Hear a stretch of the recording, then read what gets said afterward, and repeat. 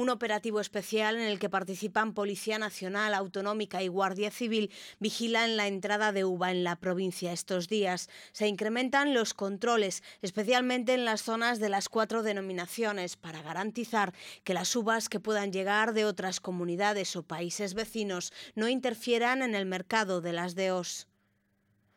O que queremos é que determinada uva producida en determinado lugar veña certificada de acordo coa súa denominación de orixe.